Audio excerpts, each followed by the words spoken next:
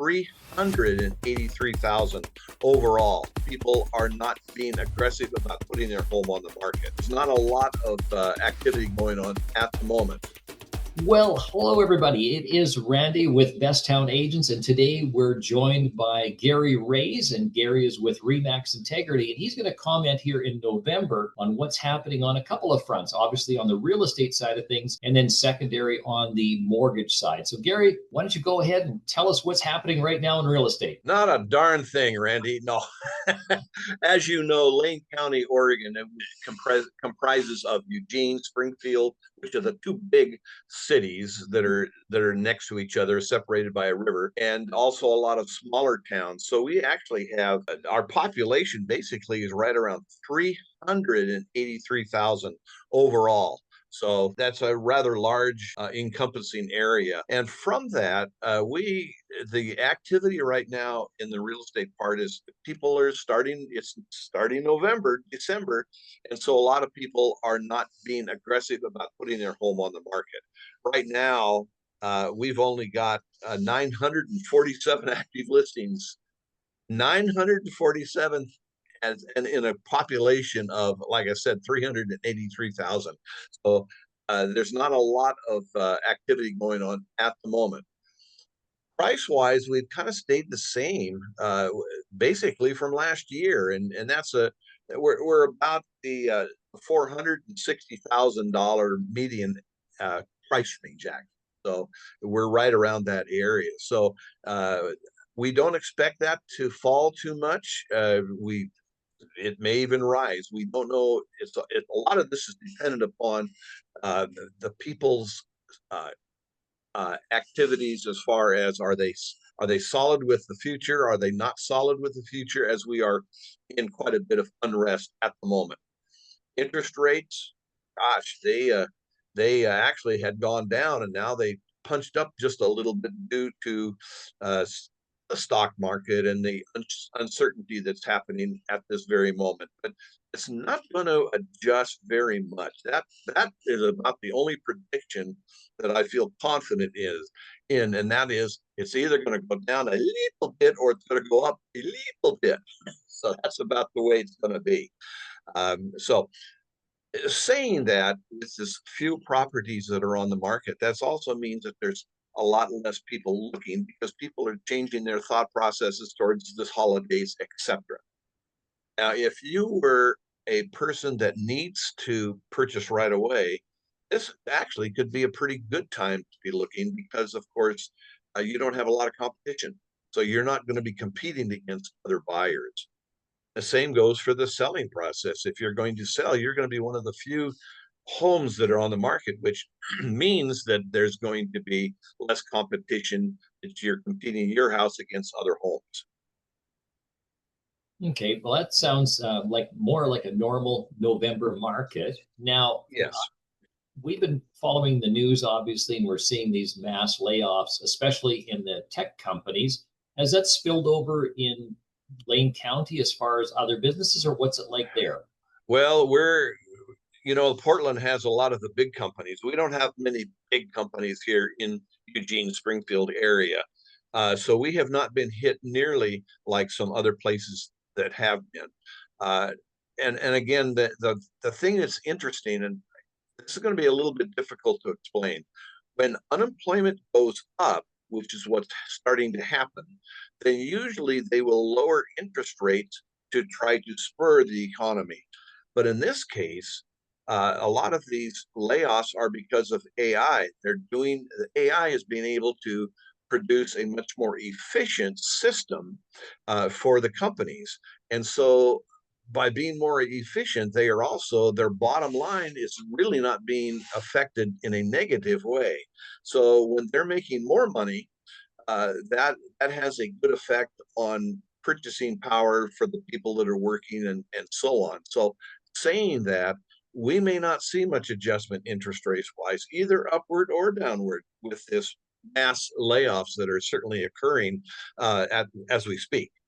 And just in the last several weeks, we've seen mass layoffs worldwide, I might add, and also more to be expected. So again, we're on the kind of the lower end of the knowledge base as far as the predictability, but we certainly have a feel for what we think is going to happen. Exactly. So the one thing that we're seeing, I think, in Lane County there, anyways, it's like year over year, it's been pretty much the same by the sounds of it here. It's still a tight market in terms of Yes. availability. If I'm moving in from California or Washington or somewhere out east, the actual homes available to purchase is quite low, right? That is correct. We don't have a lot of new construction. And why is that? Well, two reasons. Number one, we have kind of a boundary that we can only build in, and that boundary is pretty full. It's called the Lane County. Bottom line is what they don't want is you building out into the forest area or in the farming area unless you have a lot of acreage. And so we have a kind of a control factor there. That has some effect. The also the builders themselves, they have to make a living, and they're not overly confident about the future either. And so what they are doing is building more affordable homes, as I guess that's probably the best way to say it, with a lot more single level homes, because a lot of the older generation, which is of course the baby boomers, they're producing, uh, they're getting the need for more easy living, and the two-story homes are not as popular as the single level. So what homes that are being built, it's a 2-to-1 ratio as far as single level over two-story. Okay, okay. So the other thing then, me thinking about this then is Eugene, Springfield. Is it like a lot of cities where you have lots of show homes and all these homes built out, or is it less new homes to choose from? Oh, there's less new homes to build to pick from, absolutely. And like I said, just the fact that there's less than 1,000 homes on the market with this huge population differential, there's just not much to pick from. Obviously, the new homes get picked out pretty fast because a lot of people do want new construction. But the ratio of new construction over homes that are on the market, prob this is a guess on my part, probably 90% plus of the homes are not brand new homes that are on Mm, the market. okay, okay. So then what I'm hearing then, if I'm moving from even within Oregon, but especially out of state, there's a good chance I'll be renting for a while until I purchase a home. Again, that's another issue that's very difficult for people when they come to our area from another state, to be able to just move right into a home that's on the market is not easy. Mm, So therefore, there ought to be a huge market for short-term rentals. They're not. Unfortunately, we have very few places that actually rent by the month. Most of them want a year lease. If they rent by the month, obviously those prices are going to be much higher because the risk factor has plays into this as well. So if you have a rental that you are willing to rent out on a short-term basis, those people will be commanding a top dollar. okay, okay. So then if that's the case, if you're moving into Lane County, let's say Eugene, Springfield, it sounds like number one, you're going to have to plan ahead. Oh, There's nothing to get away from that. perfect word, Yeah. So then planning. you're planning and you come in like if you received a call today from somebody that's coming in, and we'll just say they're coming in from Seattle. Okay, they're Mhm. coming in. What kind of expectations can you give them as far as them number one finding a home, and if they can't, renting a home? How do you handle something like that with a family of four? Well, not only a family of four, but family with pets. That's the other big issue. But I have a source of a few places that actually do short-term rentals, and I Mm, give that to them immediately. And but of course, if they can stall the actual move from, say, a Seattle, uh, then that gives me a chance to plan ahead and look for potential properties that fit their need, so that we can cut down on the anxiety level and also the time that is needed to be able to move into the home. right, right. And I know that you run a program that is different than a lot of other realtors where you also will find homes not on the MLS for somebody Mhm. moving in. So can you kind of give us a short little snippet on that? Sure.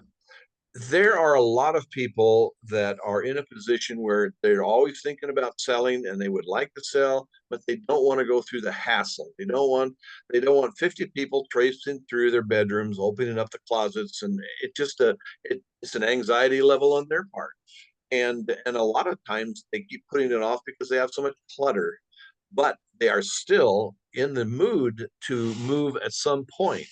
All they need is, I guess, an ambition, a kick in the fanny, as they say, and get them on the board to let's follow through with this. Well, what I do is I find the criteria that the people that are going to be coming to this area, the exact type of house, the exact type of maybe a school district area, those types of things that fit their need, and then I look at in that area for that perfect house. And yes, it probably is not on the market, but I go to them directly and say, have you thought about selling? Because I have a potential buyer that wants this exact type of home. Are you interested? Believe me, there's a lot of people that will then say, you know what, we've been thinking, and therefore you can make a nice match that way and solve a lot of people's problems. So to do that, do we have to pay you to do this when we're moving in, or how does that work? Well, yeah. Once you have signed a not a purchase, a work with me agreement that is required now by the law, we have to have that agreement. Then I have the basically the right to really go out and search for those types of homes. And and what I do is there's also ways to purchase a list by putting down exact criteria that a list company can identify. For example, suppose I want to sell my house to a certain person. Well, if it's a two-story home, I probably don't want to advertise to seniors. Hmm.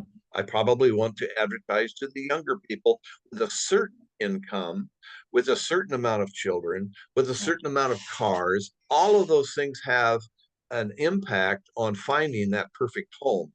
So what I do is I purchase a list that has uh, people for ages 35 to 50 with a price, with an overall income of X amount of dollars. So my advertising dollar can go much stronger to the right people that are actually looking.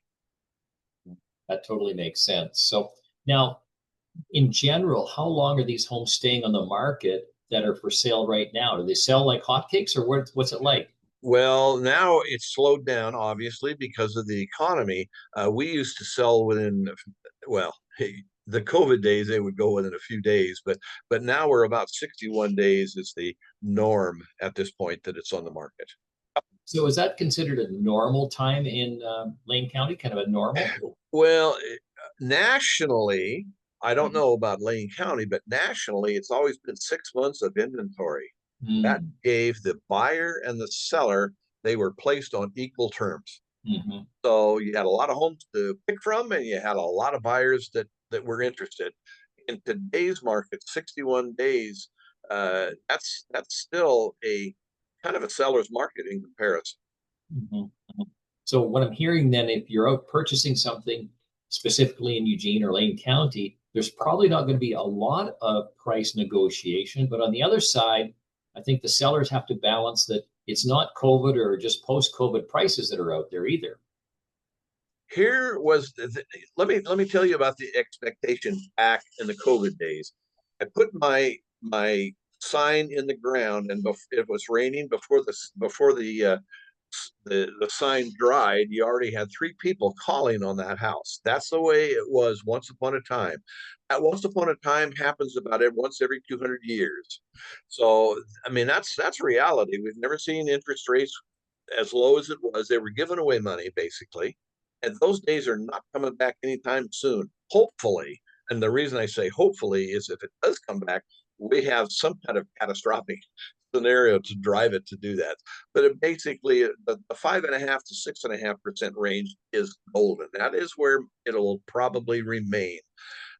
So the fact, and kind of lost my train of thought here as far as where we were going with that. But the bottom line is, things. If you are a person that is interested in purchasing a home or selling a home, do it as soon as you can, because we know what things are today. We have control over things today. We do not have control over things in the future. If home prices go up later and you have stalled, you've lost significant amount of money. People, the expectations in today is that people put the house on the market and they think it's going to sell immediately, and it does not. Like I said, 61 days is longer than they expected it to be. Back a few years ago, it was immediate. Those days are gone. Mm-hmm. Okay. Okay, that makes sense. So then we've talked about this before. So if somebody reaches out to you, they're going to sell their home, and let's say that I phone you and I say, you know what, I want to sell my 2-story home, in Eugene right now in November. What kind of advice would you give to somebody? Well, the first thing, of course, is always declutter. That's such a big thing. And let me tell you, people that have 2-story homes are probably people that have perhaps lived there a while. And the word a while means more stuff. The longer you have lived in a home, the more stuff you've got. And that's the most difficult thing for people, is to get rid of prized possessions and things that had some meaning that their children do not want. The china cabinetry, the dishes that they saved, and the china means nothing to the younger set. So it's difficult for them to get rid of things. Bottom line, declutter is number one. Number Right. two is try to do as many inexpensive upgrades as you possibly can. Good landscaping, those types of things make a big difference. That curb appeal has an impact. And so that would be my advice for a November seller. Okay. And if not, by the sounds of it, they can hold off to the new year. Like, would they hold off till January or March or May, or what happens? Well, in Eugene, Springfield area, the daffodils start popping out of the ground in mid-February. Believe me, that's already too late. So when the people start seeing those flowers pop up, the urge to get on with their goals is immediate.